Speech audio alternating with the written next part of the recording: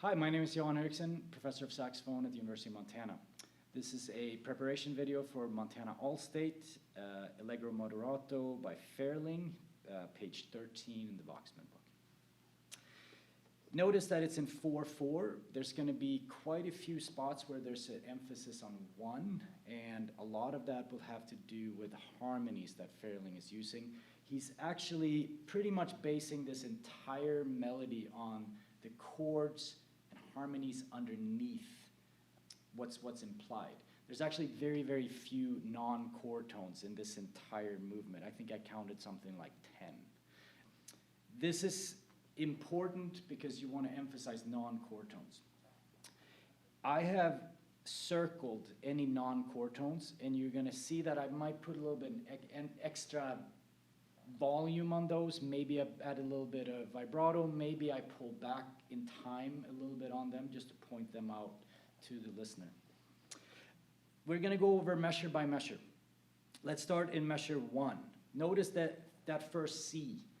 It's a non-chord tone, and I bring this out by pulling back a little bit, like right at the beginning. Da da da da da da da da da da da da da.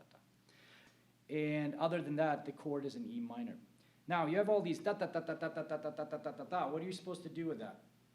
You want forward momentum in anything you play. The way to get forward momentum in something like this is by using dynamics. And you want to be moving into the downbeat. You're basically crescendoing into the downbeat. So if you look at this next sheet, I've put in numbers underneath all those E's in the first measure. I say 1, 2, 3, 4, 2, 3, 4, 5, 3, 4, 5, 6. Those are dynamic markings. For each number, if it goes up, it means that each one is getting louder. So 1 is the softest. So 1, 2, 3, 4, 2, 3, 4, 5, 3, 4, 5, 6. See how it's bum, bum, bum, bum, bum, bum, bum, bum, bum, bum. It's moving forward rather than going, what most people will do when they see something like this, they will go, ba, ba, ba, ba, ba, ba, ba, ba, ba. That would be 4, 3, 2, 1, 4, 3, 2, 1, 4, 3, 2, 1. There's no forward momentum in that. And it just becomes really heavy downbeats. Da-dee, da-dee, da-da-da-da, da-da-da-da, and you want to try to avoid that. Tricky, though, at this speed. Let's look at measure 2. We have more of the repeated notes. You will deal with them the same way as you dealt with them with those repeated E's. You have this figure.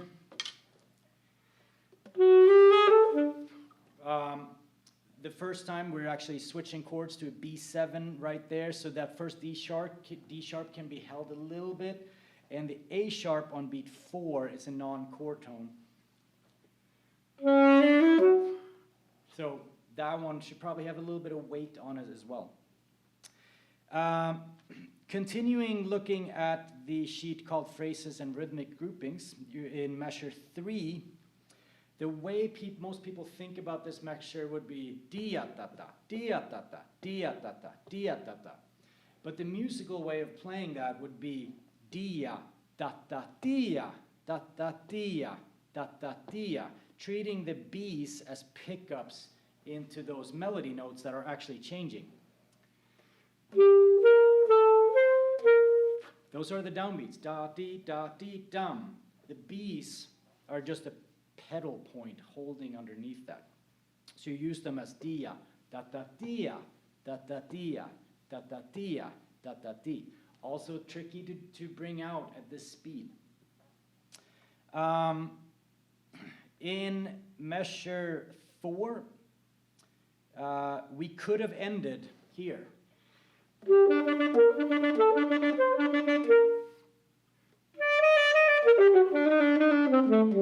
So that little last part is just a little bit tag on to the first measure. So you can make a choice there how you want to phrase that. Phrase 2 starts in measure 5 on beat 2. These are straight up arpeggios. And you may want to put some weight on the notes that I outlined in the performance sheet.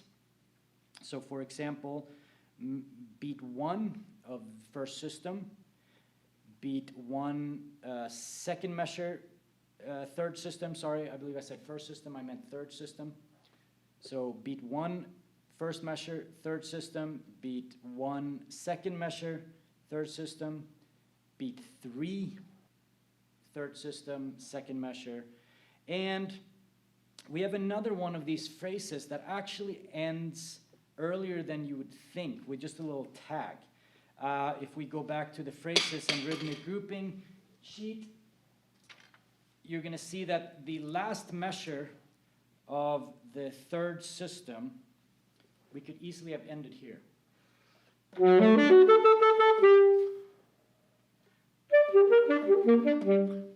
See how that's just a little tag on to that musical idea. And if you notice in my recording, I'd give a little bit of space right there. Phrase number 3 starts in the fourth system. We have now moved to G major. It's a relative key to E minor. And harmonically, we do the exact same thing that we did in the first 3 systems. It's literally just in major now instead of minor. And this goes on until we get to the second to last system. That's the first time the harmonies change. So let's talk about fourth system, first measure. Pretty much exact same thing as the very first measure of the piece. I played this a little bit softer because all you get as far as dynamics in this entire thing is forte. If you want a musical performance, you can't do that. You can't just play loud for this long of a period. So you have to come up with ways of shaping that within that dynamic. So I start this softer. Phrasing-wise, I do pretty much the same thing that I did in E minor. I'm pointing out that this is the same material, but now in a different key. Important notes that I do a little bit of weight would be the fourth system, first measure. That's C sharp. It's a lower neighbor tone.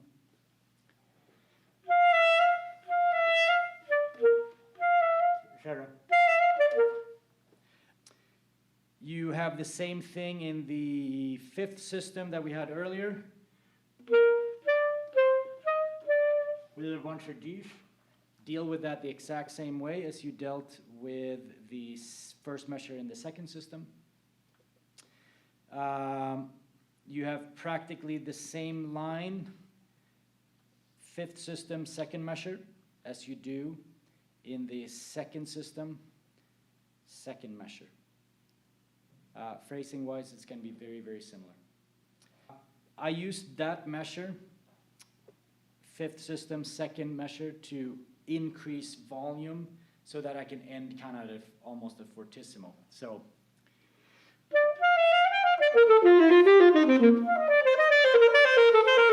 now you have this. This is actually interesting both harmonically and melodically. It's not something we've seen before. It's a sequence that kind of leads us back into E minor. Again, I use a lot of dynamics here because it's basically the same musical idea.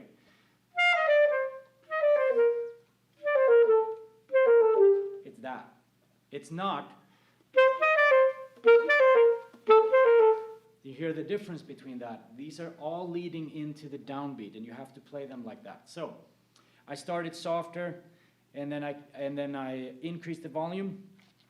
In the second measure, second to last system, you have a high C. That is a non-chord tone, and I believe I put a little bit of time and emphasis on that one. So it sounded like this.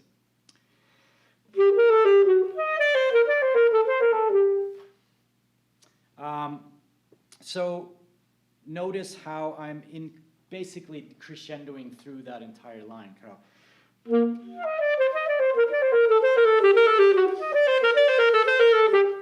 This is a good place to breathe if you have to take one between these two eighth notes. So we're in this last system, the middle E and the high E. Ideally, don't take a breath there, but I run out of air, so I kind of need one right there, especially when I'm playing this loudly. That's also where that phrase kind of ends, and the rest of it, this part, it's just a tag, basically going, yes, we are in E minor again, and this is where we're going to end. At any point, you can just pause the video when the various sheets are up. There's one sheet called harmonic analysis. There's one sheet called performance sheet, and one called phrases and rhythmic groupings. You can just pause and look at my notes on each one of those. I play from the performance sheet. It has my fingerings in it, and dynamic markings, etc., etc. The harmonic analysis sheet is just that. It's a harmonic analysis showing how this piece actually works and what notes to look out for and where the phrases are. Phrases and form, I should say. The phrases and rhythmic groupings, I've marked out the phrasing, and I've also marked out what's called rhythmic groupings. They're basically the smallest groupings of notes that you can make. These groups belong together, and I try to bring those notes out and showing that in the music, that this is what the structure of the music is. Again, all of those things can be difficult to do at a fast speed like this, but it's the things that make that little difference between a technically proficient performance and a musically proficient performance. So you want to pay attention to those things. Good luck with your preparation, and I hope this was helpful.